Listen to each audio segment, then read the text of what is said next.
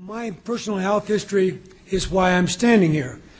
The good Lord's wanted me to not need to use an IRB so I could test everything out, so the good Lord gave me my own research project. That was me. So I'm not going to dwell on it because there are a lot of slides, but take it from me, I, in medical school, could not go up a flight of steps without going into heart failure. And I had to give up my medical practice at age 29 because I couldn't walk from room to room. So please understand that this amazing process of chelation therapy has dramatically changed my life. And those were some of the other things I had. I had the lowest level of stomach acid, and so I got into the mineral business, and hair mineral test showed that I had the lowest level of magnesium ever seen on a hair specimen and one of the highest levels of things like mercury. So we'll go on.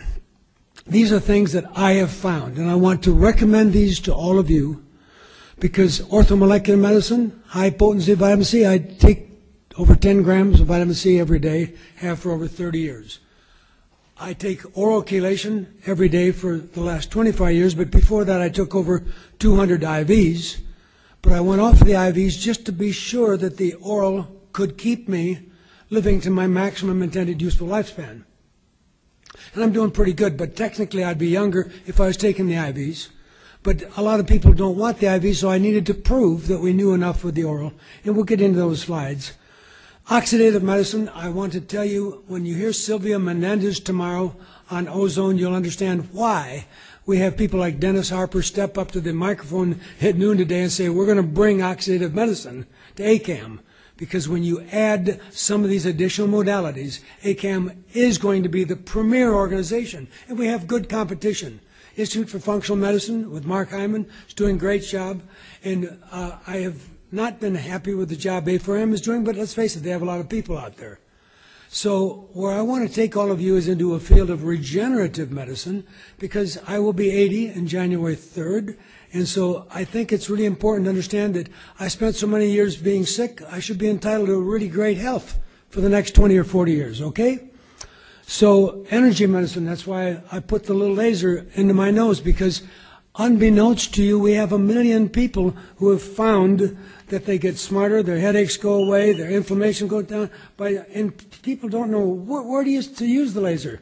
Well, one easy way is to put it right next to the cribriform plate, so it's going to start to change everything in your body. And the documentation is overwhelming. Which herbs should you know? Well, I spent a lot of time in Thailand because of HRT, the herbal remedy from Thailand. The big name is Pueraria mirifica. And you need to understand the reason I'm excited is that we have documented 14 years of research at the Harvard of Bangkok, Chulalongkorn, under Dr. Sinshua. And we've been able to show that it's more neuroprotective than anything else we've found compared to anything. It makes the bones stronger. They don't break, so if you're in orthopedics in northern Thailand, you don't make a lot of money. And the lowest incidence of breast cancer that we've been able to find according to World Health. So we spent a lot of time working on this, and now we find that it also activates telomerase. So I, as a man, am taking it. So that's a quick overview.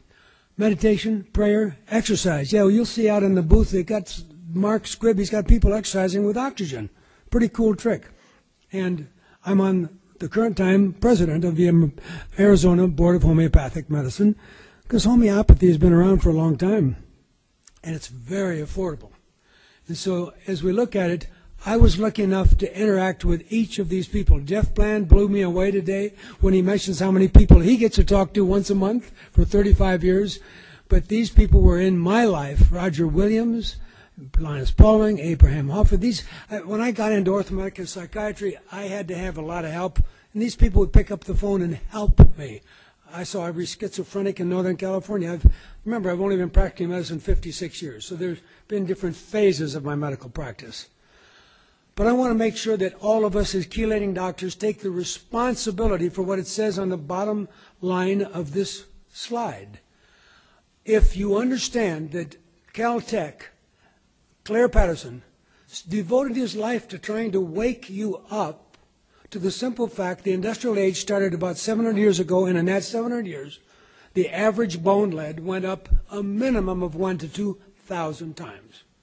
So if we're the Chelation Society, please, please, please, keep people on something daily. Don't just give them 100 or 200, whatever you do, because when I owned Mineral Lab, which I sold to Doctors Data, and I had offices in Europe and Asia, I have a few 100,000 people's tests to tell you that when your provocative specimen, the guy's a welder, after 60, 70, 80, 100 treatments, no more lead comes out, everybody feels great.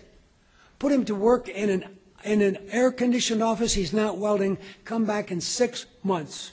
The provoked urine is 90% as bad as before you gave the 80 treatments. So you haven't solved anything. So it's lifetime chelation. So therefore, if you continue to not be up on oral chelation, you're cheating yourself. Although you can try to use high-dose C, which I love, and you can measure how much C is in the patient's urine, and the more they're excreting, it's a chelator, but so is garlic. So is zeolite. We have lots of choices. We could be using amino acids. But the point that I have to do is we've got to understand, because I really am upset when somebody treats a kid with hyperactivity for a short period of time, says everything is better, and doesn't keep the child on long term, because the bones in adult take 15 years minimum to remodel. So when we talk about mercury, obviously we have a whole nother chapter to deal with, and because EDTA was really ideal for dealing with the lead issue, I kind of got into everything from garlic to zeolite and other things, and I'm really glad that we had Dr. Chris Shade speaking yesterday on the Advanced Chelation Workshop. He's doing a very responsible job of trying to make you knowledgeable about the complexity of mercury. Because the more we understand lead and cadmium, mercury, and bone, the better we're going to be as physicians, because we are, as Jeffrey Bland laid out this morning, we are the leaders. We have the right model. Our doctors that are just looking for a drug, they're destined to a short life. And if I feel this good, having recovered from all those illnesses, we are on the right page. So we need to know whether you look at fluorine or whatever, you're going to look at the toxic effects from the mercury and the lead and aluminum, so that it's just a real mess when we look at it. And the epigenetic was covered by Jeff Bland, so we won't spend any time on it. Joe Wallach is trying to teach people that cystic fibrosis might tie to selenium deficiency. There's many pieces of a puzzle. I have been able to find that there's now an approved drug for the 4% of people with cystic fibrosis, which I'll show you, that fits a particular gene type of cystic fibrosis, and you can have it for a lousy $300,000 a year. So when you look at these pictures here, the big picture of methylmercury and what it's doing to glutathione. So I'm going to keep on dwelling on the word glutathione, because anybody can put glutathione in the patient's vein, and the patient's going to feel better. Just inconvenient to take it intravenously every day. So how good can we do with oral? Well, one company here is trying to really do a liposome glutathione, because it's complicated with terms. We saw yesterday that silver sometimes is a lot stronger than other silver, so it's difficult for all of us who are busy practitioners to know who's got the right answer on a given product. I mean, on vitamin C, how do you know, is that liposome really doing something great for your patient? Because a friend of mine really wrote a book thinking that it was going to be 4 or 5 times better, and that you would only need a gram to do it 5 grams, but that won't pencil out when you get into it. But as we look at what are we going to do with mildly elevated lead levels in children, well, bottom line, it's actually the child who isn't excreting anything in the hair or the lead that's more of a problem for us, because it turns out that there are many people that don't get rid of lead very effectively. So how many places are set up to do the tests on your bone lead? Well, there's only about 6 places. One is Harvard, one's Hopkins, and we can use these tests to learn a lot.